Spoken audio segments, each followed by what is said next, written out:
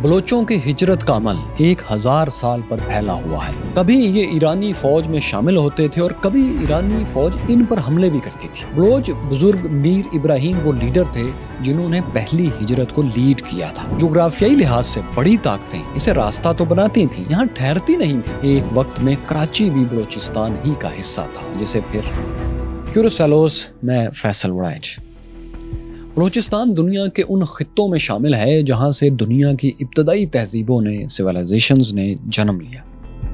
इसकी तारीख बाबुल और मिस्र की तहजीबों से भी पुरानी है। तकरीबन 9000 बरस कबल कोयटा के करीब मेहरगढ़ का शहर बसाया गया था। ये अपने दौर का दुनिया का सबसे बड़ा शहर था, जिसकी आबादी 20,000 तक थी। इस शहर के कुछ धुंधले आसार आज भी मौजूद हैं।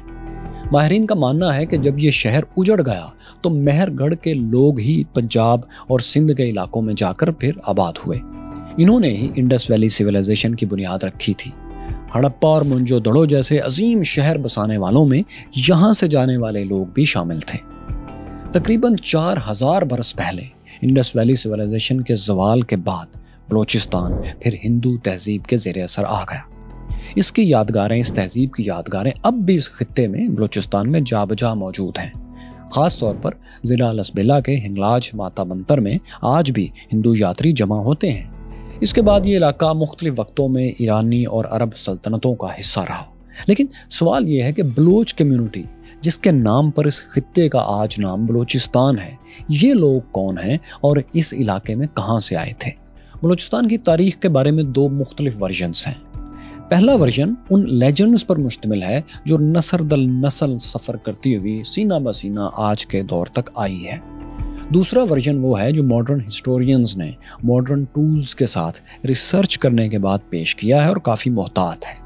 यानी पुरानी कहानियों के ज़मीन पर आसार तलाश करने के बाद उन्होंने लिखा है। तो हम पहले देखते हैं कि बलोचों का अपनी तारीख से मुतल्लिक वर्जन क्या है और उस वर्जन का लेजेंड वाला हिस्सा क्या है। मीर अहमद यार खान, जो कि रियासत कल्लात के आखिरी हुक्मरान थे, उन्होंने अपनी किताब इनसाइड बलूचिस्तान में बलोच लेजेंड्स को तफसील से लिखा है। वो लिखते हैं कि बलोच बनी इसराइल के बुजुर्ग पैगंबर हज़रत इब्राहीम की औलाद में से हैं और उनके आबाओ अजदाद शाम से बलूचिस्तान आए थे। यानी उनका ओरिजिन वो खित्ता है जहाँ आज सीरिया है। बलोच ट्राइब्स की रवायात के मुताबिक शाम से हिजरत करने की वजह खुश्क साली थी, बारिशें कम हो रही थीं और उस खित्ते में ज़िंदगी अजीरन हो गई थी। किसी वक्त बुजुर्गों ने तय किया और कबीले के कबीले उठकर इस तरफ, ईस्ट को, मशरिक की तरफ चल पड़े, एक ऐसे खित्ते की तलाश में जहाँ पानी और सब्ज़ा वाफर दस्तयाब हो। चलते चलते ये लोग ईरान पहुँचे। यहाँ उस वक्त ईरानी शहनशाह नौशेरवान आदिल की हुकूमत थी। बलोच कबाइल ने माउंट अल्बर्स के ढलवानों में किसी जगह सामान खोल दिया और कैस्पियन सी के साहिलों पर पहाड़ी इलाकों में रहने लगे। ये बहुत सरसब्ज़ व शादाब इलाका था, आबो हवा भी अच्छी थी और पहाड़ों की वजह से बड़े कबाइल की सिक्योरिटी भी आसान थी। मगर यहाँ एक मसला था, वो ये कि ईरानी शहनशाह नौशेरवान को अपने इलाके में अजनबी कबाइल का, बाहर से आने वाले ट्राइब्स का आना एक आँख नहीं भाया। उसने ताकत के जोर पर इन्हें यहाँ से निकालने का फैसला किया। पर्शियन फोर्सेस ने शहनशाह के हुक्म पर महाजर बलोचों पर हमले किए। जाहिर है बाहर से आने वाले, मुश्किल हालात से गुजर कर सेटल होने वाले लोग इतनी बड़ी एम्पीरियल माइट का मुकाबला तो नहीं कर सकते थे। वो हार गए और उन्हें माउंट अल्बर्स से निकल जाना पड़ा। शहनशाह नौशेरवान ने उन्हें मशरिक की तरफ और आगे जाने और नए इलाके तलाश करने के लिए रास्ता दे दिया। बलोच कबाइल बचा खुचा सामान लिए मशरिक की तरफ चलते आए और सफ़र करते हुए मौजूदा बलूचिस्तान के संगलाख पहाड़ों के दरमियान आकर बैठ गए। यहाँ उन्होंने पड़ाव डाला और अब ये उनका नया वतन था। ये वक्त कौन सा था? अगर हम इन लेजेंड्स को माने और नौशेरवान आदिल का दौरे हुकूमत देखें तो बलोचों के इस इलाके में जहाँ बलूचिस्तान है, यहाँ आने की सदी छठी बनती है, 6th सेंचुरी। क्योंकि नौशेरवान की हुकूमत का जो दौर था वो 539 से 579 तक बनता है, तकरीबन 50 साल। तो बलोचों की आमद का वक्त भी इसके करीब करीब होना चाहिए। जब बलोच ट्राइब्स शहनशाह नौशेरवान के सितम से तंग आकर कैस्पियन सी के किनारे से निकले तो उनके लीडर बलोच सरदार मीर इब्राहिम थे। लेकिन बरसों के थका देने वाले सफ़र के बाद जब ये लोग मौजूदा कल्लात के मुकाम पर पहुंचे तो उस वक्त तक मीर इब्राहिम तो जिंदा नहीं थे, मीर कंबर अली खान अब उनकी जगह ले चुके थे। لیکن ہجرت کو لیڈ کرنے والے لیڈر کے نام پر ان قبائلی گروپس کو براہیمی کہا گیا۔ یہ نام براہیمی سے مقامی لہجوں میں بگڑتا بگڑتا براہوی اور بروہی بن گیا۔ یہاں پہنچنے کے بعد بلوچ قبائل نے مکران کی ساحلی پٹی پر بھی ڈیرے ڈال لیے۔ چند 100 برس بعد 16ویں صدی میں جب ہندوستان پر مغلوں کی حکومت ہوئی تو وہ بلوچوں کے اتحادی بن گئے۔ انہی کی مدد سے مغلوں نے ایک ہندو حکمران سے کلات کا کنٹرول چھین لیا، لیکن مغلوں نے بلوچوں سے اس مدد کے بدلے میں جو وعدے کیے تھے وہ پھر انہوں نے پورے نہیں کیے۔ اس وجہ سے بلوچوں نے مغل اسٹیبلشمنٹ کو بھی یہاں سے نکال دیا اور اپنی ریاست کلات کی بنیاد رکھی۔ یہاں سے بلوچ ٹرائبز کی باقاعدہ ایک اسٹیٹ کا، ایک ریاست کا آغاز ہوتا ہے۔ یہ کہانی ساتھیوں خان آف کلات میر احمد یار خان نے اپنی کتاب ان سائڈ بلوچستان میں لکھی ہے۔ یہ کتاب 1975 میں شائع ہوئی تھی۔ بلوچوں کے بارے میں اسی طرح کی ایک اور لیجنڈ یہ بھی ہے کہ وہ پیغمبر اسلام کے چچا حضرت امیر حمزہ کی اولاد میں سے ہیں۔ انہوں نے اموی حکمران یزید کے خلاف امام حسین کا ساتھ دیا تھا، اسی لیے امویوں نے انہیں ان کے آبائی علاقوں سے نکال کر ہجرت پر مجبور کر دیا۔ بلوچی زبان میں قدیم نظم بھی ہے جس کا مفہوم یہ ہے کہ ہم حمزہ کی اولاد ہیں، خدائی مدد ہمارے ساتھ ہے، ہم حلب سے آئے ہیں، یزید سے لڑے ہیں، ہم نے کربلا چھوڑا، بمبور چھوڑا اور سیستان میں ڈیرے ڈالے۔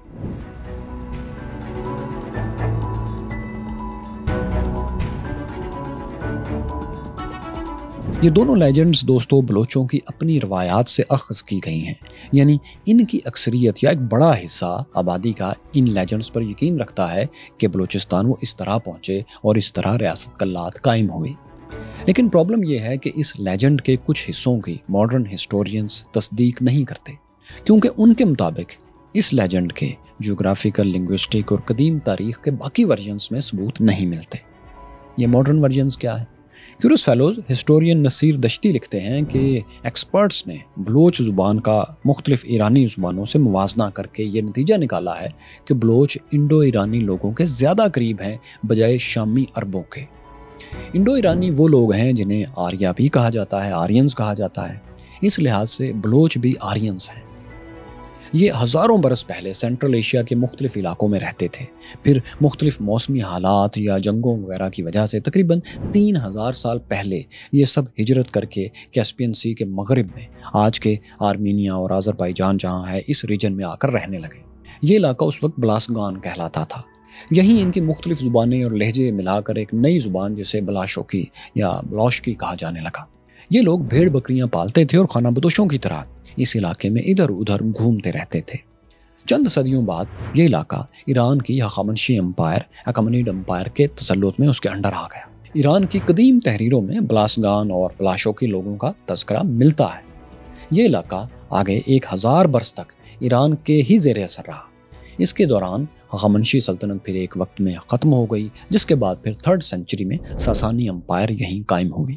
قدیم تحریروں کے مطابق کچھ بلوچ ان دونوں سلطنتوں کی فوج میں ساسانی امپائر میں بھی اور اکمنیڈ امپائر میں بھی شامل ہوتے رہے۔ تاہم ساسانیوں کے آخری دور میں یعنی 6 صدی کے آخر اور 7ویں صدی کے آغاز پر ان کے اور ایرانی حکمرانوں کے درمیان بہت سے اختلافات پیدا ہو گئے، غلط فہمیاں ہوئیں اور جھگڑے ہونے لگے۔ ایرانیوں نے ان کے علاقوں پر حملے شروع کر دیے۔ اس کے بعد خراب موسمی حالات نے بھی اپنا رنگ دکھایا۔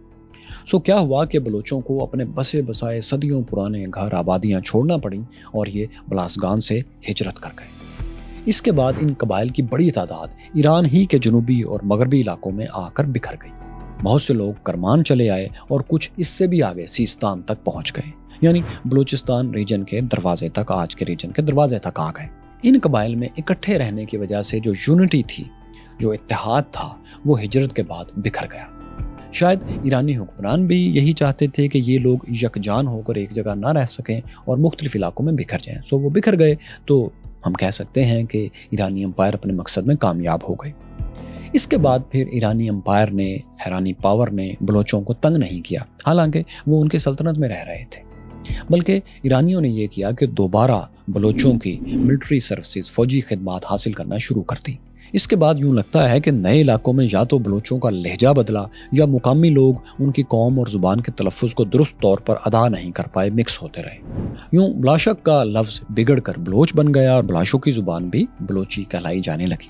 ابھی بلوچ اپنے نئے علاقوں میں پوری طرح ایڈجسٹ بھی نہیں ہو پائے تھے کہ ایران میں ایک تاریخی انقلاب آ گیا۔ وہ یوں کہ 634 CE میں عربوں نے ایرانی علاقوں پر چڑھائی شروع کر دی۔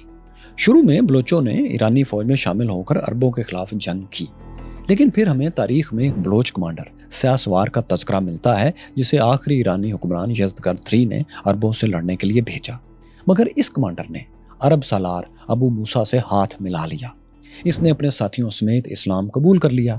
بلوچ ابو موسیٰ کی فوج میں شامل ہو کر اب ایرانیوں کے خلاف لڑنے لگے۔ عربوں نے سیاہ سوار اور اس کے ساتھیوں کو اپنی مدد کے بدلے عراقی شہر بصرہ میں زمینیں دے کر وہاں آباد کر دیا۔ لیکن بعد میں کیا ہوا کہ بلوچوں کے عربوں سے تعلقات بھی خراب ہو گئے، تو پھر ایک عراقی عرب گورنر نے انہیں شام کی طرف ڈیپورٹ کر دیا، بصرہ سے بھی نکال دیا۔ شاید اسی بلوچ کمانڈر کی کہانی نے آنے والی بلوچ نسلوں میں یہ سوچ پیدا کی کہ ان کا اصل وطن شام ہے۔ بہرحال عراق اور شام جانے والے گروپ کے علاوہ اور بھی بہت سے بلوچ ٹرائبز تھے، قبائل تھے جو بھی ایران میں موجود تھے۔ یہ قبائل بھی رفتہ رفتہ اسلام قبول کرتے چلے گئے، لیکن ان کی مشکلات ختم نہیں ہوئیں۔ اموی اور عباسی دور میں ایران مسلسل بغاوتوں کی زد میں رہا۔ مسلسل انریسٹ سے تنگ آ کر مختلف موقعوں پر مختلف بلوچ قبائل نے کرمان اور دوسرے علاقوں سے بلوچ ریجنز کی طرف ہجرتیں شروع کی۔ آنے والی چند صدیوں میں ایران پھر عربوں کے ہاتھ سے بھی نکل گیا۔ یہاں غزنوی، سلجوق اور منگول فورسز نے حملے کیے۔ ان کے حملوں کی وجہ سے ایران میں بچے کچے بلوچ قبائل بھی آہستہ آہستہ بلوچستان کی طرف سرکنے لگے۔ بلوچوں کے اس موجودہ بلوچستان کے ریجن میں آنے کی وجہ یہ تھی کہ یہاں زمین زیادہ تر سنگلاخ اور خشک تھی، پانی بہت کم تھا، لیکن سیکیورٹی پوائنٹ آف ویو سے یہ ایک بہت شاندار خطہ تھا، کیونکہ حملہ آور بعض اوقات یہاں سے گزرتے تو تھے، لیکن یہاں قیام کرنا ان کی ترجیح نہیں ہوتی تھی۔ ان کے لیے آگے دریائے سندھ کے دونوں کناروں پر اور دیگر دریاؤں کے گرد آباد بستیاں زیادہ اہم تھیں، کیونکہ ان کو لوٹنا ان کے لیے زیادہ منافع بخش رہتا تھا۔ 12ویں صدی سے 17ویں صدی کے درمیان بلوچوں کی مائیگریشن بہت تیزی سے ہوئی۔ یہ ساری مائیگریشن آخرکار مکران کے ساحل اور دریائے ہلبند کے درمیانی علاقوں میں آ کر تمام ہو گئی۔ بلوچوں نے اس نئے خطے کو اپنا وطن سمجھنا شروع کر دیا۔ انہوں نے اس خطے کو اپنا خون جگر بھی دیا۔ اب دنیا اسے انہی کی مناسبت سے بلوچستان کہنے لگی۔ یہاں جو قبائل پہلے سے آباد تھے، مثلا دارویدین اور ترک اوریجن کے لوگ، ان سے بلوچوں نے راہ و رسم بڑھائی، شادیاں بھی کی، اور رفتہ رفتہ ان کے کلچرز مکس ہو گئے، جیسا کہ بہت سی جگہوں پر تاریخ میں ہجرتوں کے بعد ہوتا ہے۔ یہ سب لوگ بہت حد تک اب ایک ہی بلوچ کلچر کی تصویر پیش کرنے لگے۔ ساتھیو، بلوچ تاریخ کا لیجنڈ ورژن اور ماڈرن ہسٹورین کا موقف ہم نے دونوں آپ کے سامنے رکھے ہیں۔ ان دونوں ورژنز میں ایک بات مشترک ہے، کامن ہے، کہ بلوچ ایران سے تقریباً 1000 برس پر پھیلی ہوئی ہجرت کے نتیجے میں بلوچستان پہنچے تھے۔ بلوچوں نے اپنے لیے محفوظ خطہ تو تلاش کر لیا تھا، لیکن ابھی ان میں اتنی سیاسی ہم آہنگی نہیں تھی کہ وہ اس نئے وطن کو ایک ریاست کی شکل دے سکیں اور اس کی طرح منظم کر سکیں۔ لیکن جب وہ بلوچستان کی آب و ہوا میں رچ بس گئے، ان میں بہت ہم آہنگی بھی قبائل میں ہو گئی، ان کی آبادی بھی بہت بڑھ گئی، تو اب یہاں سے بلوچ تاریخ کے ایک نئے ورژن کا، ایک نئے دور کا آغاز ہوتا ہے، یعنی اپنی ریاست کے قیام کی طرف ان کا سفر شروع ہوتا ہے۔ اس کی ابتدا چھوٹی چھوٹی قبائلی یونین سے ہوئی، جنہیں ایک طاقتور سردار لیڈ کرتا تھا۔ آپ سمجھیں چھوٹے چھوٹے ٹرائبز بن گئے تھے، سب ٹرائبز۔ ایسی کئی یونینز مکران، تربت، کچی، سیستان، ڈیرہ جات اور دیگر علاقوں میں قائم ہوئی، لیکن ان میں سے کوئی بھی اکیلی اتنی طاقتور نہیں تھی کہ وہ سارے ریجن پر اپنا انفلوئنس کر سکے اور اسے اپنے کنٹرول میں لے سکے۔ جب ابھی بلوچ قبائل یونینز بنانے کے مرحلے میں تھے تو ان کے ہمسایوں میں بہت بڑی بڑی تبدیلیاں ہو رہی تھیں۔ 16ویں سینچری میں، 16ویں صدی میں بلوچستان کے ہمسایہ ایران میں صفوی اور ہندوستان میں مغل امپائر قائم ہوئے۔ اس تبدیلی کا اثر بلوچستان پر بھی پڑا۔ اس کی شروعات یوں ہوئی کہ بلوچوں کے لیجنڈری سردار میر چاکر اعظم رند نے سابق مغل شہنشاہ ہمایوں کو سوری پٹھانوں سے دہلی کا تخت واپس لینے میں مدد دی۔ اس کے بعد بلوچستان میں مغلوں کی مداخلت کا انفلوئنس کا دروازہ کھل گیا۔ مغلوں نے جلد ہی یہ کیا کہ جو کلات کا ریجن ہے یہاں اور کوئٹہ کے علاقوں کا کنٹرول خود سنبھال لیا اور وہاں اپنے گورنرز تعینات کر دیے۔ ہاں، بلوچ ٹرائبز کو ان کے علاقوں میں انہوں نے خود مختار ہی رہنے دیا۔ اس کے ساتھ یہ ہوا کہ صفوی سلطنت نے، ایرانی امپائر نے موجودہ سیستان بلوچستان، جو کہ اس وقت بھی ایران کا حصہ ہے، یہاں اور افغان بلوچ علاقوں سے لے کر مکران کے ساحل تک اپنا انفلوئنس قائم کر لیا۔ تاہم 17ویں سینچری کے مڈ میں پہنچ کر ان دونوں امپائرز کا بلوچستان پر کنٹرول پھر کمزور پڑنے لگا۔ اس کا فائدہ بلوچوں نے اٹھایا اور اپنی خود مختار ریاست قائم کرنے کی کوششیں شروع کی۔ ان کوششوں کو کلات کے قریب قائم ہونے والی ایک یونین لیڈ کر رہی تھی۔ یہ بلوچ یونین بروہی قبیلے کے سردار میر احمد کی قیادت میں 1666 میں قائم ہوئی۔ اس وقت ہندوستان پر آخری طاقتور مغل شہنشاہ اورنگزیب عالمگیر کی حکومت تھی۔ میر احمد نے یہ کیا کہ سب سے پہلے بلوچستان پر سے مغل کنٹرول ختم کیا۔ انہوں نے کلات اور کوئٹہ کو مغلوں سے چھین لیا۔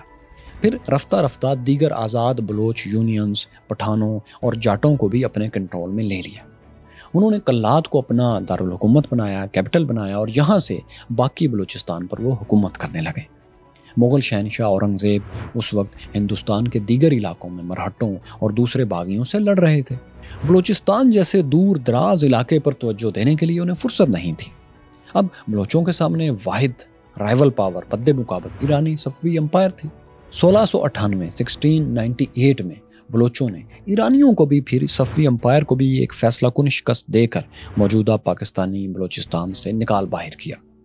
اب یہ علاقہ مکمل طور پر ریاست کلات کے زیر اثر آ گیا، یعنی ریاست کلات بلوچوں کی سب سے بڑی سیاسی طاقت کے طور پر اسٹیبلش ہو گئی۔ بلوچوں کی ایرانی امپائر کے خلاف فتح ہندوستان کے مغل امپائر کے لیے بڑی اہم خبر تھی۔ شہنشاہ اورنگزیب عالمگیر نے طے کیا کہ وہ بلوچوں کو اپنا دوست بنا کر ان کی نئی ریاست کو ہندوستان اور ایران میں بفر زون کے طور پر استعمال کریں گے، اپنا ساتھی بنائیں گے۔ چنانچہ انہوں نے بلوچستان پر کلات کی حکومت تسلیم کر لی، یعنی ریاست کلات کو مغل امپائر کی طرف سے ایک قانونی حیثیت، ایک لیجیٹیمیسی مل گئی۔ مغل شہنشاہ نے خان آف کلات کے لیے 2 لاکھ روپیہ وظیفہ مقرر کیا اور سندھ کی بندرگاہ کراچی کو بھی کلات کے کنٹرول میں دے دیا تجارت کے لیے۔ اس کے بعد اگلی 1 صدی بلوچ ریاست کے عروج کا دور ثابت ہوئی۔ اس دور میں بلوچوں کے سب سے کامیاب حکمران نصیر خان اول تھے۔ انہوں نے 1748 سے 1794 تک تقریباً 46 ایئرز تک حکومت کی۔ اس دوران بلوچوں نے سیستان یعنی صفوی ایرانی امپائر کے اندر جو بلوچستان کا حصہ تھا وہ سیستان بلوچستان اور افغانستان میں دریائے ہلمند تک سارے بلوچ ریجن فتح کر لیے۔ اس طرح پورا بلوچ ریجن پہلی بار ایک ہی بلوچ حکومت کے ماتحت آ گیا۔ یہ وہ دور تھا جب بلوچوں کی ایک بہت بڑی تعداد نے خانہ بدوشی کی زندگی چھوڑ کر شہروں اور قصبوں میں رہنا شروع کر دیا۔ اس طرح بلوچ کلچر جو کئی قبیلوں میں تقسیم تھا وہ مل کر ایک مشترکہ رواج میں ڈھلنے لگا۔ لیکن 1794 میں جب نصیر خان اول کی وفات ہو گئی تو پھر ریاست میں کوئی طاقتور حکمران نہیں آ سکا۔ بلوچوں میں سول وار شروع ہو گئی، یعنی اپنے دور کی دیگر امپائرز کی طرح مغل اور پرشینز کی طرح یہ بھی زوال کا شکار ہو گئی۔ 1838 تک یہ ریاست اپنا ایک بڑا علاقہ بغاوتوں کی وجہ سے کھو چکی تھی۔ ایرانی اور افغان بلوچستان کے علاقے خود مختار ہو چکے تھے۔ کراچی پر سندھ کے تالپور حکمرانوں نے قبضہ کر لیا تھا اور اہم ترین بندرگاہ گوادر اس پر عمان نے قبضہ کر لیا تھا، انہوں نے چھین لی تھی۔ اس کا بیک گراؤنڈ یہ تھا کہ بلوچستان کے میر نصیر خان نے 1783 میں ایک جلاوطن عمانی شہزادے کی مالی مدد کے لیے گوادر کی سالانہ آمدنی اس کے لیے وقف کر دی تھی۔ خان آف کلات کی وفات کے بعد عمانی حکومت نے دعویٰ کر دیا کہ گوادر کی آمدنی دینے کا مطلب دراصل یہ تھا کہ یہ علاقہ، یہ بندرگاہ ہی ان کی ملکیت بن گیا ہے۔ یوں عمانی فورسز نے گوادر کا کنٹرول سنبھال لیا۔ لیکن یہ سب تو ریاست کے اندرونی مسائل تھے۔ اصل میں ایک بڑا خطرہ باہر سے منڈلا رہا تھا اس ریاست پر، اور یہ خطرہ کیا تھا؟ دوستو، 19ویں سینچری کے آغاز میں یعنی نصیر اول کی وفات کے محض چند برس بعد ہندوستان میں ایک بڑی تبدیلی آ گئی۔ 6000 کلومیٹر دور سے آنے والے انگریز تاجروں نے زیادہ تر ہندوستان پر قبضہ کر لیا۔ برٹش امپائر کی حدود پنجاب اور سندھ تک پہنچ چکی تھی۔ British East India company Hindustan کو دونوں ہاتھوں سے لوٹ رہی تھی، لیکن اس میں خطرہ یہ تھا انگریزوں کے لیے کہ کہیں سونے کی اس چڑیا کو سفید ریچھ انگریزوں سے چھین نہ لے، اور یہ سفید ریچھ روس تھا، شہنشائیت والا روس، جس کے شہنشاہ زار کہلاتے تھے۔ روسی فوجیں سینٹرل ایشیا میں تیزی سے پیش قدمی کرتی ہوئی افغانستان کی طرف بڑھ بھی رہی تھیں۔ اس خطے سے ساتھیوں وہ ہندوستان پر بھی حملہ آور ہو سکتی تھیں۔ کمپنی سرکار انگریز انہیں روکنا چاہتے تھے۔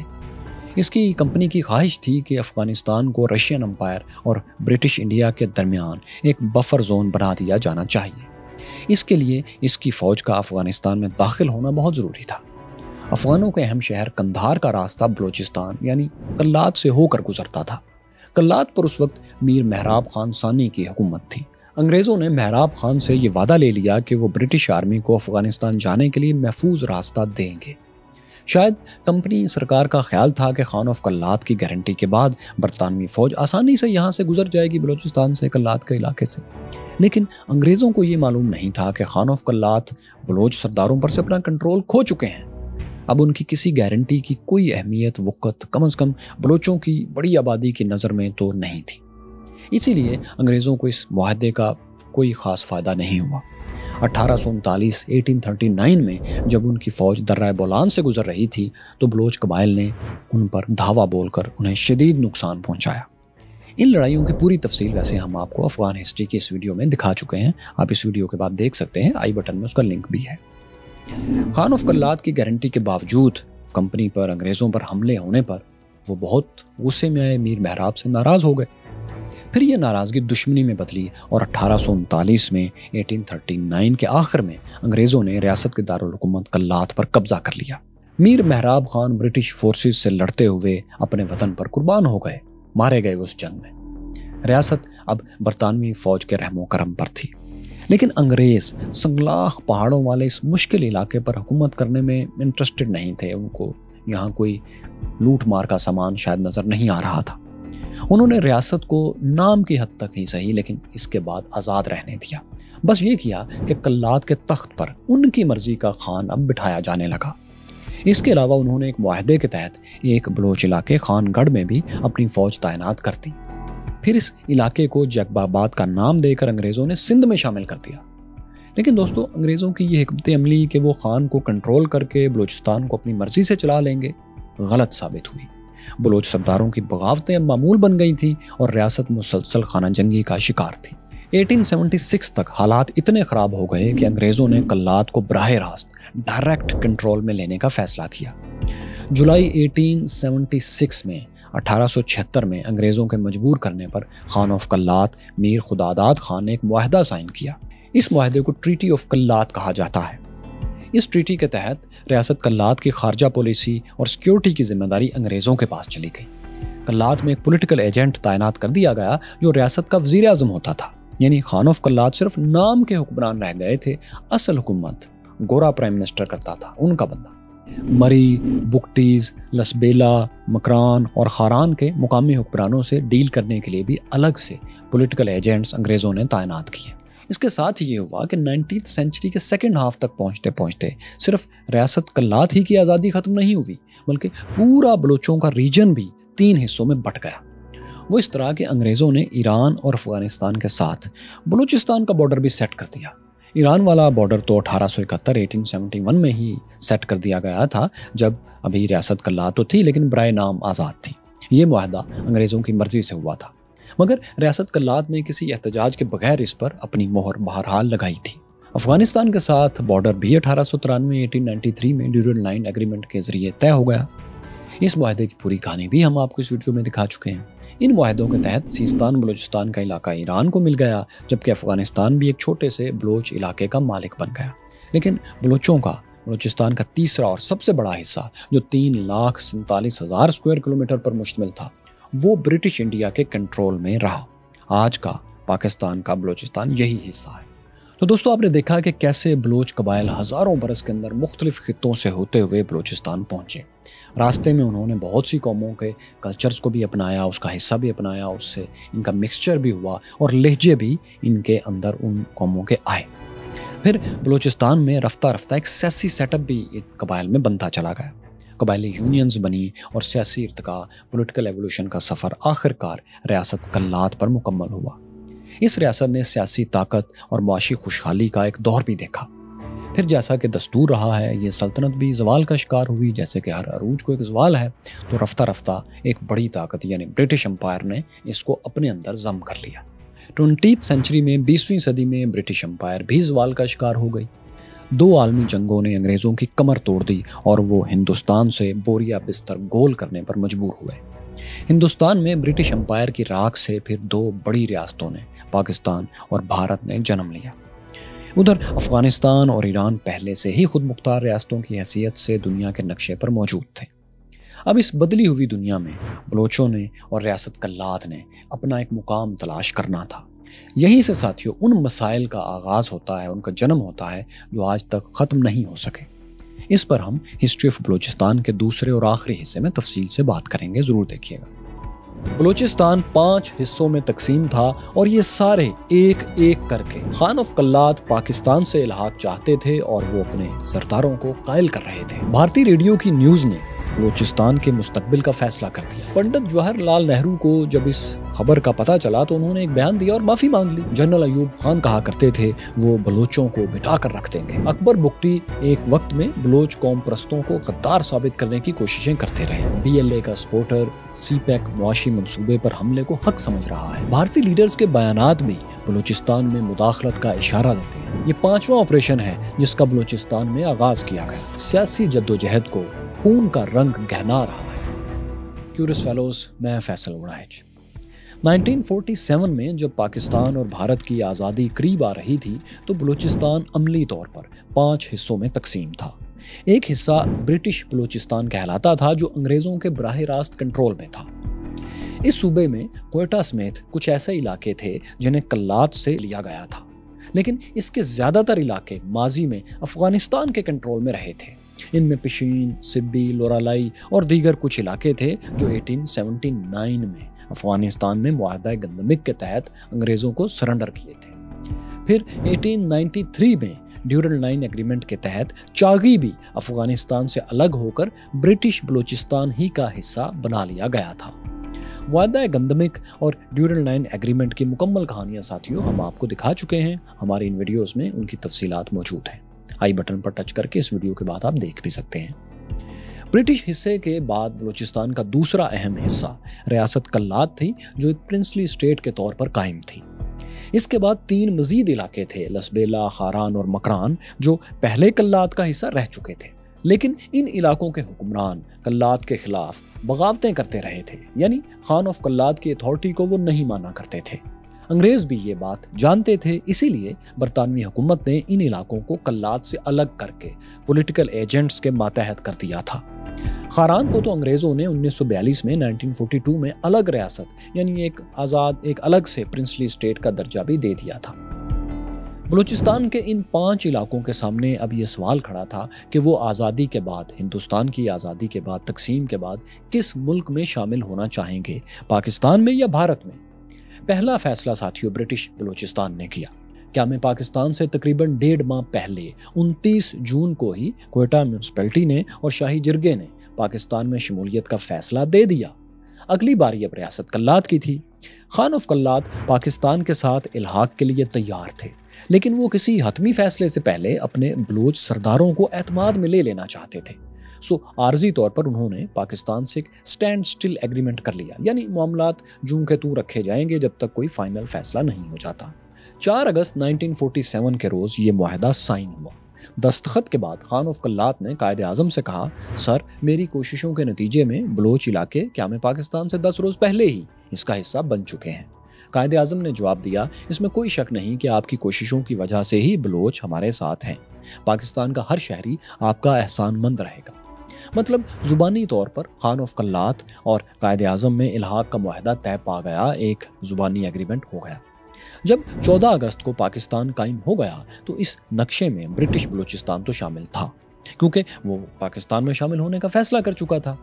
کلات کا معاملہ البتہ ابھی وہاں پارلیمنٹ کے پاس تھا۔ دسمبر 47 اور جنوری 48 میں کلات پارلیمنٹ کے دونوں ایوانوں کے اجلاس دادر میں منعقد ہوئے۔ ان میں اراکین کی میجورٹی نے پاکستان کے ساتھ شامل ہونے کے حق میں ووٹ نہیں دیا، جس کے بعد دونوں حکومتوں میں پاکستان اور کلات میں مذاکرات جاری رہے۔ اس دوران 17 اور 18 مارچ 1948 کو لسبیلا، خاران اور مکران کے مقامی سرداروں نے پاکستان میں شامل ہونے کا فیصلہ کر لیا، جس کا کہ ریاست پاکستان نے اعلان کر دیا۔ دوسری طرف اب یہ ہوا کہ اکیلے خان آف کلات رہ گئے، کلات کی ریاست رہ گئی، تو خان آف کلات بھی اپنی پارلیمنٹ اور سرداروں کو قائل کرنے کی کوششوں میں لگ گئے۔ انہوں نے حکومت پاکستان کو پیغام بھیج دیا کہ الحاق کا معاملہ 3 ماہ میں ہم لوگ فائنل کر لیں گے۔ لیکن اس سے پہلے کہ 3 ماہ کی یہ مدت پوری ہوتی، ایک ایسی خبر پھیلی جس نے پاکستان اور کلات کی حکومتوں میں غلط فہمیاں پیدا کر دیں۔ یہ خبر آل انڈیا ریڈیو نے نشر کی تھی، جس میں کہا گیا تھا کہ 2 ماہ پہلے ریاست کلات نے بھارت کے ساتھ الحاق کی درخواست کر دی تھی، لیکن بھارتی حکومت نے چونکہ کلات کا بارڈر ساتھ نہیں لگتا، اس بنیاد پر یہ درخواست مسترد کر دی۔ ہسٹورین میر گل خان نصیر نے خان آف کلات کے حوالے سے لکھا ہے کہ انڈین ریڈیو کی خبر سفید جھوٹ تھی۔ اس کا مقصد پاکستان کو جلد بازی میں کسی اقدام پر مجبور کرنا تھا تاکہ ایسے کسی اقدام کا پاکستانی اقدام کا جواز بنا کر بھارت بھی اپنے جغرافی میں موجود ریاستوں حیدرآباد اور جوناگڑھ کے ساتھ اسی قسم کا برتاؤ کر سکے۔ خان آف کلات بھی یہ بات سمجھتے تھے، اس لیے انہوں نے اس خبر پر بھارت سے احتجاج کیا۔ بھارتی وزیر اعظم پنڈت جواہر لال نہرو نے انڈین اسمبلی میں خطاب کر کے کہا کہ ریڈیو پر یہ خبر غلط فہمی کے نتیجے میں چلی ہے اور انڈین حکومت اس پر معذرت کرتی ہے۔ اب بظاہر تو سب نے اپنی اپنی صفائیاں دے دی تھیں، لیکن تیر تو کمان سے نکل چکا تھا۔ اس خبر نے حکومت پاکستان کو حساس کر دیا تھا اور سخت فیصلے لینے پر وہ مجبور ہو چکے تھے۔ کوئٹہ میں تعینات پاک فوج کو الرٹ کر دیا گیا تھا کہ اگر ضرورت پڑے تو کلات میں ملٹری ایکشن کیا جا سکے۔ ہسٹورین نصیر دشتی کے مطابق پاک فوج کے دستے تو بلوچستان کے علاقوں پسنی اور جیونی میں داخل بھی ہو گئے تھے۔ یہ سب کچھ اس انڈین نیوز کا اس خبر کا نتیجہ تھا جو غلط فہمی کی بنیاد پر بظاہر چلی تھی۔ خان آف کلات لکھتے ہیں کہ ان حالات میں اب سوچ بچار کا وقت نہیں رہا تھا، اس لیے میں نے قبائلی سرداروں کی رسمی اجازت کے بغیر بطور خان آف کلات 30 مارچ 1948 کے روز الحاق کے ڈاکومنٹس پر دستخط کر دیے۔ ان کا کہنا ہے کہ میں الحاق کا فیصلہ اگر نہ کرتا تو پاکستان کی پوزیشن مزید خراب ہو جاتی، یعنی انہیں آپریشن کرنا پڑتا یا پھر کوئی بدتسمی ہوتی۔ ساتھیوں، یہاں کہانی میں ایک ٹوسٹ آتا ہے۔ خان آف کلات کا فیصلہ ان کے چھوٹے بھائی پرنس عبد الکریم خان نے تسلیم نہیں کیا۔ انہوں نے بلوچ نیشنل لبریشن کمیٹی کے نام سے ایک تنظیم بنائی اور بغاوت شروع کر دی۔ یہ بغاوت ناکام رہی اور 12 جولائی 1948 کے روز فوج نے انہیں گھیر کر سرنڈر پر مجبور کر دیا۔ تاہم کچھ عرصے بعد پرنس عبد الکریم کو رہا کر دیا گیا تھا۔ برٹش بلوچستان، کلات، خاران، لسبیلا اور مکران کے پاکستان میں شامل ہو جانے کے بعد اب بلوچستان ریجن کا صرف ایک علاقہ الگ رہ گیا تھا، یہ تھا گوادر کی بندرگاہ۔ یہ بندرگاہ 18 سینچری سے جنوبی ریاست عمان کے کنٹرول میں تھی، لیکن اسے بھی 1958 میں پاکستان نے 30 لاکھ پاؤنڈز کے عوض عمان سے حاصل کر لیا۔ اس طرح 11 سال میں، تقسیم کے 11 سال میں بلوچستان کا پورا موجودہ ریجن مکمل طور پر پاکستان میں ضم ہو گیا۔ 1948 میں عبد الکریم خان کی بغاوت کے خلاف پہلے فوجی آپریشن کے بعد چند برس تو بہت امن سے گزرے، لیکن جلد ہی پھر وائلنس شروع ہو گیا۔ اس کی وجہ تھی 1 یونٹ۔ اب جانتے ہیں کہ پاکستان مشرقی اور مغربی حصوں میں تقسیم تھا۔ ایسٹ پاکستان، مشرقی پاکستان جو صرف ایک بنگالی صوبے پر مشتمل تھا، اس کی آبادی ویسٹرن پارٹ کے تمام صوبوں سے زیادہ تھی، اس لیے قومی اسمبلی میں انہی کی سیٹس کا نمبر بھی سب سے زیادہ بن جاتا تھا، یعنی ایک صوبہ باقی تمام صوبوں سے طاقتور سیاسی پوزیشن لے لیتا تھا یا لے سکتا تھا۔ اس فرق کو ختم کرنے کے لیے 1955 میں جب اسکندر مرزا گورنر جنرل تھے 1 یونٹ قائم کیا گیا۔ اس کا مطلب یہ تھا کہ ایسٹ پاکستان ایک صوبہ ہوگا، 1 یونٹ ہوگا، اور ویسٹ پاکستان کے چاروں صوبے مل کر ایک صوبہ 1 یونٹ بنیں گے۔ دونوں یونٹس کو قومی اسمبلی میں برابر کی نمائندگی دے دی جائے گی۔ اس پالیسی کے تحت بلوچستان سمیت مغربی پاکستان کے تمام صوبوں کو، اکائیوں کو ملا کر جو 1 یونٹ یا ایک صوبہ بنایا گیا، اسے پروونس آف ویسٹ پاکستان کہا گیا۔ 1956 میں 1956 میں پاکستان کا پہلا آئین بنا۔ اس میں قومی اسمبلی کی 300 نشستیں رکھی گئیں، جن میں سے آدھی 150 ایسٹ پاکستان ایسٹرن پارٹ کے 1 یونٹ کو اور دوسری 150 جو تھیں وہ ویسٹ پاکستان کے یونٹ کے لیے مختص کر دی گئی، یعنی ملک کے دونوں حصوں کو برابر نمائندگی دے دی گئی۔ اب بظاہر تو یہ ایک انتظامی معاملہ تھا، لیکن اس سے مغربی پاکستان میں پیچیدگی یہ پیدا ہوئی کہ قوم پرست حلقوں میں اپنی شناخت کے مٹ جانے کا خدشہ پیدا ہو گیا۔ انہیں لگا کہ ان کی زبان، ان کا کلچر، ان کی ثقافت، ان کی تاریخ 1 یونٹ پالیسی کے نیچے ختم ہو جائے گی، کچل کر رہ جائے گی۔ بلوچ قوم پرستوں میں اس کے خلاف خصوصی رد عمل پیدا ہونے لگا۔ 2 برس میں حالات اتنے بگڑے کہ وہاں ایک اور ملٹری آپریشن شروع ہو گیا۔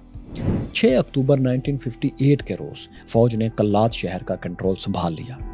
اس کارروائی کے لیے یہ جواز بنایا گیا تھا کہ خان آف کلات نے پاکستان سے بغاوت کے لیے 80,000 قبائلی جنگجو جمع کر رکھے ہیں۔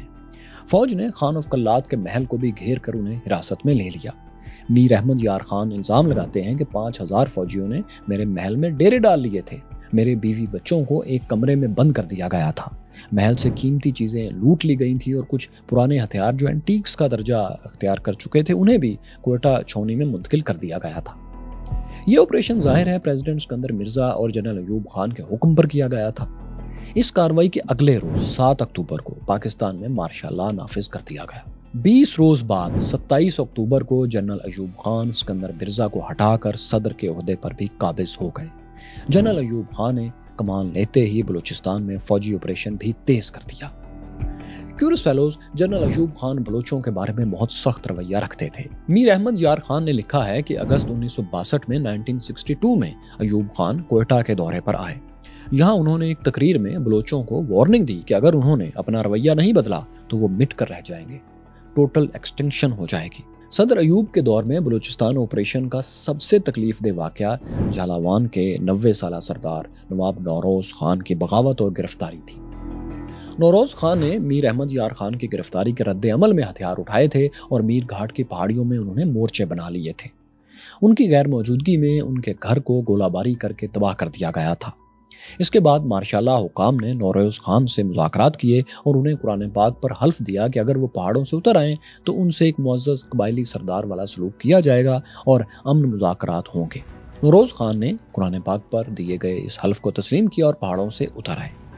بلوچستان کے وزیر اعلیٰ سرفراز بگٹی کہتے ہیں کہ نوروز خان سردار عطا اللہ مینگل کی یقین دہانی پر پہاڑوں سے نیچے آئے تھے، لیکن نیچے آنے پر انہیں عطا اللہ مینگل سمیت گرفتار کر کے کوئٹہ منتقل کر دیا گیا، جہاں ان کے ساتھی بھی تھے۔ بعد میں نوروز خان پر غداری کا مقدمہ چلایا گیا۔ بوڑھے نوروز خان کو عمر قید کی سزا سنا کر کولو جیل میں منتقل کر دیا گیا۔ اسی جیل میں کچھ عرصے بعد ان کا انتقال ہو گیا۔ ان کے 7 رشتہ داروں کو اور ساتھیوں کو سندھ کے شہروں میں حیدرآباد اور سکھر میں لے جایا گیا اور ایک ہی روز پھانسیاں دے دی گئیں۔ ان میں نوروز خان کا ایک بیٹا بٹے خان بھی شامل تھا۔ جب اس بیٹے کی لاش باپ کے سامنے لائی گئی تو نوروز خان نے لاش کی مونچھوں کو تاؤ دے کر ذرا اوپر کر دیا۔ اس دوران کئی دیگر مشہور بلوچ سرداروں کو طویل جیلیں کاٹنا پڑیں۔ ان میں سردار عطا اللہ مینگل، خیر بخش مری، اکبر بگٹی اور میر غوث بخش بزنجو بھی شامل تھے۔ تاہم 1969 تک بلوچستان میں بغاوت کو بڑی حد تک دبا دیا گیا تھا۔ فوج اور باغیوں میں جھڑپوں کا سلسلہ بھی بہت حد تک تھم گیا تھا۔ اس دوران پاکستان میں بھی ایک بہت بڑی تبدیلی آ چکی تھی۔ مارچ 1969 میں جنرل یحییٰ خان نے ایوب خان کو ہٹا کر اب اقتدار پر قبضہ جما لیا تھا۔ انہوں نے 1 یونٹ کا بھی خاتمہ کر دیا اور بلوچستان سمیت تمام اکائیوں کی صوبائی حیثیتیں بحال کر دیں۔ یوں بلوچوں کا ایک درینہ مطالبہ پورا ہو گیا اور سیاسی کشیدگی کی فضا بھی کافی حد تک ختم ہو گئی۔ 1970 میں آپ جانتے ہیں پاکستان میں عام انتخابات ہوئے۔ پہلے عام انتخابات 1 مین 1 ووٹ کی بنیاد پر یہ پہلے انتخابات تھے۔ بلوچ لیڈرشپ نے نیشنل عوامی پارٹی نیب کے پلیٹ فارم سے یہ الیکشن لڑا۔ نیب کو صوبے میں میجورٹی مل گئی، لیکن اس الیکشن کے بعد 71 میں سکوت ڈھاکہ ہو گیا۔ ایسٹ پاکستان بنگلہ دیش کے نام سے الگ ملک بن گیا، جس کی زیادہ تفصیل اگر آپ دیکھنا چاہتے ہیں تو وہ اس سیریز میں ہم نے دی ہے، آپ بعد میں آئی بٹن پر ٹچ کر کے اسے بھی دیکھ سکتے ہیں۔ تو خیر، سکوت ڈھاکہ سے جو کیوس پیدا ہوا اس میں کچھ بلوچ جنگجو دوبارہ ایکٹیو ہو گئے۔ انہوں نے بلوچستان لبریشن فرنٹ BLF کے نام سے ایک تنظیم بنا لی جو ایرانی سیستان بلوچستان میں بھی متحرک تھی۔ اس تنظیم نے عراقی شہر بغداد میں ہیڈ کوارٹر بنایا۔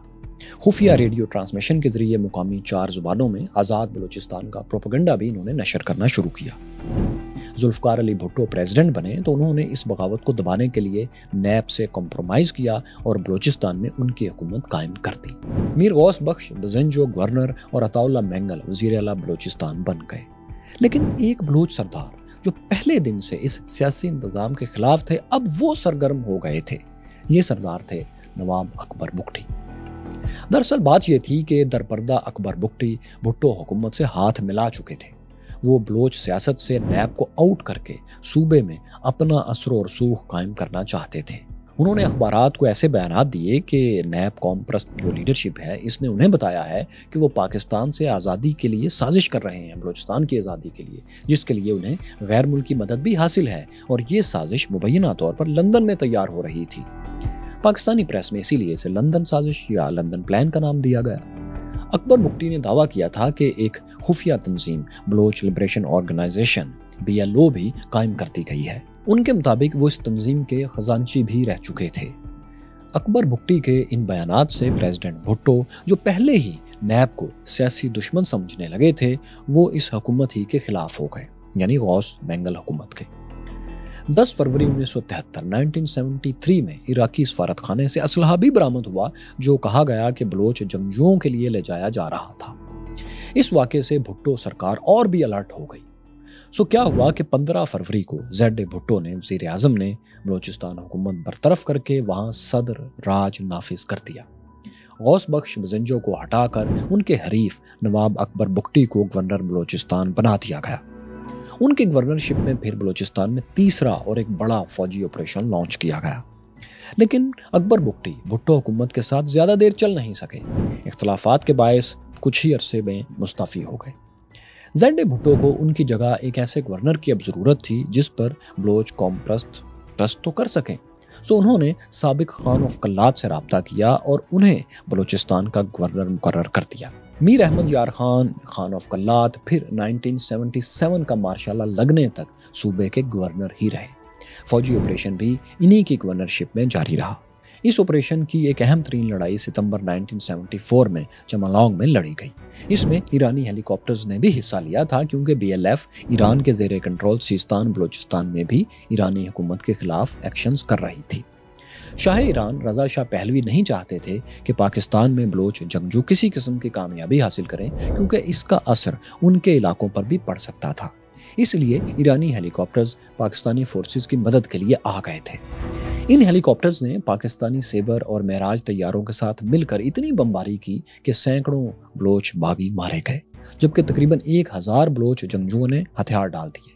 अगले चंद बरस के दौरान सिक्योरिटी फोर्सेस ने इस बगावत को मुकम्मल तौर पर कुचल दिया। इस तीसरे 1970s के ऑपरेशन में लोआंग खान मेंगल और मोहम्मद अली मेंगल समेत कई अहम बलोच लीडर्स मारे गए।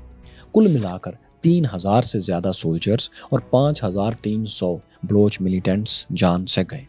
हज़ारों सिविलियंस की मौत इसके अलावा थी। इसी ऑपरेशन में अताउल्ला मेंगल के बेटे असदुल्ला मेंगल और उनके एक दोस्त अहमद शाह कुर्द कराची से अगवा हुए और फिर कभी नहीं देखे गए। 1977 में पाकिस्तान की उम्र 30 बरस हो चुकी थी और बलोचिस्तान 3 फौजी ऑपरेशंस देख चुका था। जुलाई 1977 में जनरल ज़ियाउल हक ने तीसरा मार्शल नाफिज कर दिया। उन्होंने आते ही बलूचिस्तान में जारी फौजी ऑपरेशन बंद कर दिया, सूबे में आम मुआफ़ी का ऐलान किया और हज़ारों बलोच मिलिटेंट्स को जेलों से रिहा कर दिया। इसके बाद तकरीबन 20 बरस का अरसा ऐसा गुजरा जिसमें बलूचिस्तान में कोई बड़ी एक्टिविटी नहीं हुई। 1980s में 80 की दहाई में जो एक और बहुत अहम बात हुई वो ये थी कि बलूचिस्तान की सियासत से नैब का किरदार तकरीबन ख़त्म हो गया। नेशनल अवामी पार्टी नैब बुनियादी तौर पर पठान और बलोच कौम परस्तों की एक जमात थी जिसके सरबराह अब्दुल वली खान थे। लेकिन फौजी ऑपरेशन के दौरान जब वली खान और बलोच रहनुमा हैदराबाद जेल में थे तो इन दोनों में शदीद इख्तलाफात पैदा हो गए।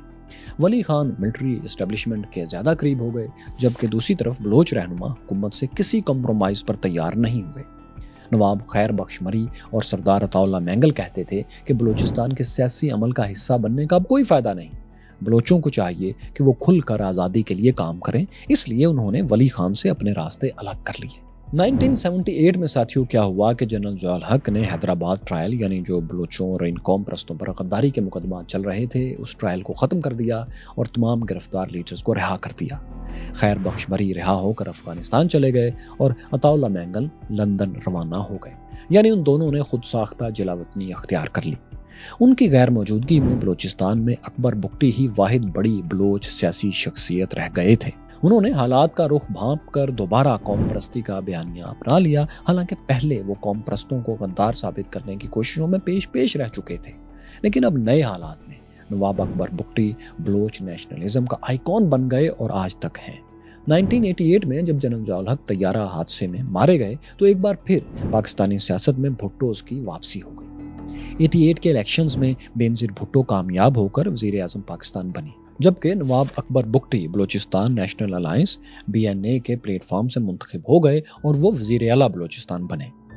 1990 میں جب صدر غلام اسحاق خان نے وزیر اعظم بینظیر بھٹو کی حکومت ختم کی تو بلوچستان حکومت بھی ساتھ ہی ختم ہو گئی، تاہم ایک بزرگ رہنما کی حیثیت سے اکبر بگٹی کا وقار مستقل طور پر پاکستان میں اب اسٹیبلش ہو چکا تھا۔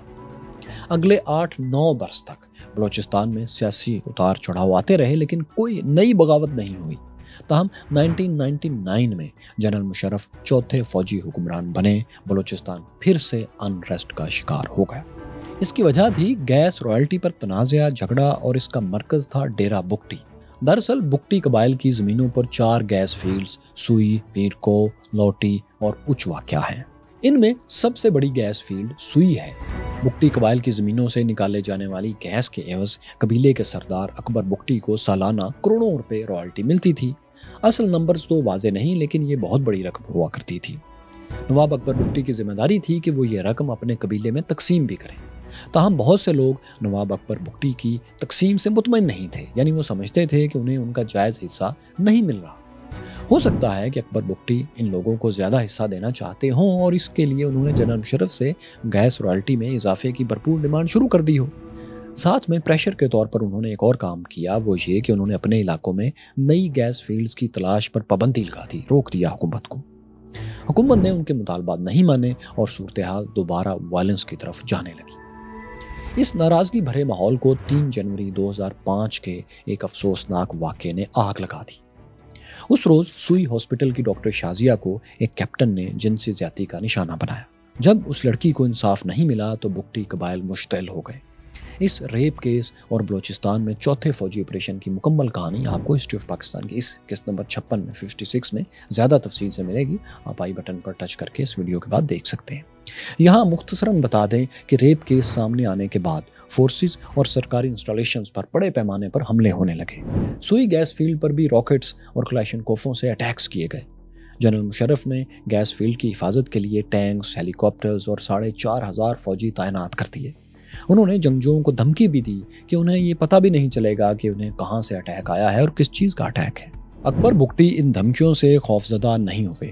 دسمبر 2005 میں جب جنرل مشرف بلوچستان کے علاقے کولو کا دورہ کر رہے تھے تو شہر کے قریب ایک ملٹری بیس پر راکٹ حملہ ہوا۔ ایک فوجی ہیلی کاپٹر پر بھی فائرنگ ہوئی جس میں F C commander major general Shujaat Zamir زخمی ہو گئے، تاہم ہیلی کاپٹر بحفاظت لینڈ کر گیا۔ اس دوران اکبر بگٹی نے ساتھیوں کے ساتھ کولو ایریا میں تراتانی کے پہاڑوں پر مورچے سنبھال لیے۔ سیکیورٹی فورسز نے مقامی گائیڈز کی مدد سے اگست 2006 میں ان کے ٹھکانے کا پتہ لگا لیا۔ 26 اگست کو سیکیورٹی فورسز نے اس غار پر اٹیک کر دیا جس میں اکبر بگٹی اپنے ساتھیوں کے ساتھ چھپے ہوئے تھے۔ فوجی ترجمان کے مطابق جب سیکیورٹی اہلکار اس غار میں داخل ہو رہے تھے تو اس کی چھت اچانک بیٹھ گئی، جس کے باعث اکبر بگٹی، ان کے 32 ساتھی اور 4 افسروں سمیت 5 فوجی اہلکار بھی اس میں دب گئے۔ ان میں سے کوئی زندہ نہیں بچ سکا۔ اکبر بگٹی کی لاش جب نکالی گئی تو اسے ان کے خاندان کے حوالے بھی نہیں کیا گیا۔ ان کے تابوت پر 2 تالے لگا کر ڈیرہ بگٹی لایا گیا، نماز جنازہ ادا کی گئی، لیکن کسی کو ان کی شکل نہیں دیکھنے دی گئی۔ 1 ستمبر کو سیکیورٹی اہلکاروں کی موجودگی میں وہیں انہیں سپرد خاک کر دیا گیا۔ اس سرکاری جنازے میں بگٹی خاندان کے کسی فرد نے شرکت نہیں کی۔ اکبر بگٹی کے بیٹے جمیل بگٹی کہتے ہیں کہ ہمیں کیا معلوم تابوت میں کون تھا، ہمیں یقین نہیں کہ یہ واقعی اکبر بگٹی ہی کی تدفین ہوئی ہے یا کسی اور کی۔ لیکن بلوچستان کے ایک معزز سردار کی موت نے پورے صوبے میں پھر ایک انریسٹ پیدا کر دیا جو کسی نہ کسی شکل میں آج تک جاری ہے۔ اس سال نومبر 2024 میں ایک بار پھر حکومت پاکستان نے بلوچستان میں باقاعدہ فوجی آپریشن کی منظوری دے دی ہے۔ بلوچستان میں سیکیورٹی فورسز کے مقابلے پر کئی ملیٹنٹ بلوچ گروپس ہیں، لیکن 2 بڑی تنظیمیں زیادہ ایکٹیو ہیں۔ پہلی تنظیم بلوچستان لبریشن آرمی BLA ہے اور دوسری بلوچستان لبریشن فرنٹ BLF ہے۔